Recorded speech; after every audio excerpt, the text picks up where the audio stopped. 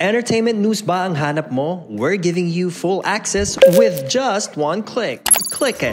Click Entertainment today. For this week's roundup, we got James Reid on Nadine Lustre and Liza Soberano, Lea Salonga on Bini, and more. Usap-usapan ngayong linggo ang statement ng singer-producer na si James Reid tungkol sa kanyang ex-girlfriend na si Nadine Lustre. In a recent interview, James shuts down all hopes of having an on-screen reunion for Jadine. Simple lang naman ang dahilan ayon kay James, and we quote, "There's still that undying support that I'm always grateful for even as I transition to music. Nandoon pa rin sila to promote my music and support. But out of respect for my girlfriend, Isa, I don't think I'll ever do another love team." Unquote. Nilinaw din ng singer-producer na going strong pa rin ang relasyon nila ni Isa and that he is happy for Nadine too, who is in a relationship with Filipino-French entrepreneur Christophe Barrio. Dagdag pa nga ni James, "Hopefully people will just move on because they can see happy naman kami, happy naman sila, tama na."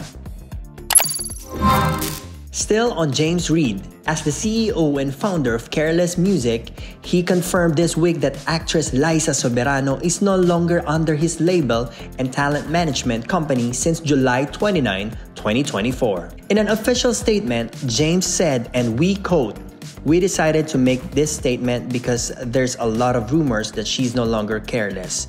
So we decided to release the statement just to confirm so there's no confusion. It's her decision to leave Careless." Unquote.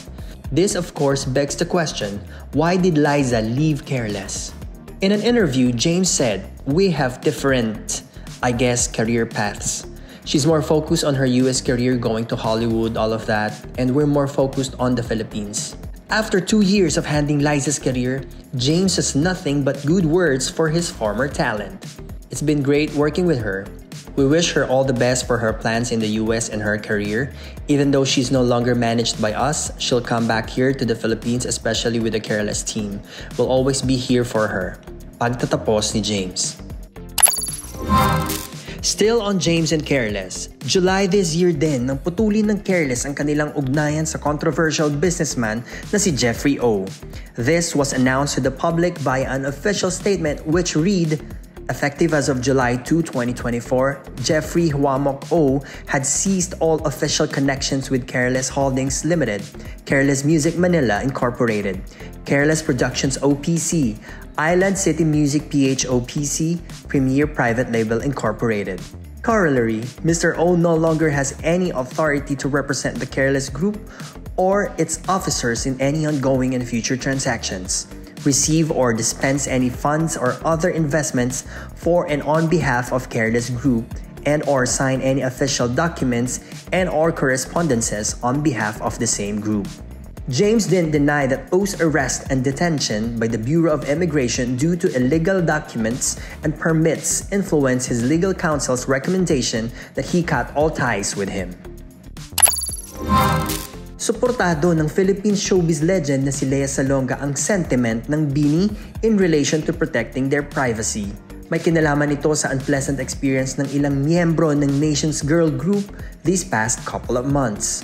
In July, Bini Aya aired her disappointment via her Instagram story. Ayon sa main visual ng Bini, hindi niya nagustuhan ang pag-share ng ilang netizens ng kanyang current location sa social media.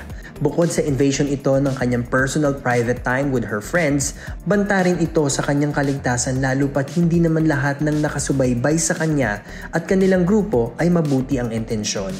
Last August naman, Bini Gwen voiced her dismay on X regarding certain people knocking on their hotel rooms while they were in Canada for a series of shows. Gwen wrote, "I really hope everyone respects people's privacy. Yung personal time we're trying to adjust, kasi wala nang ganun talaga.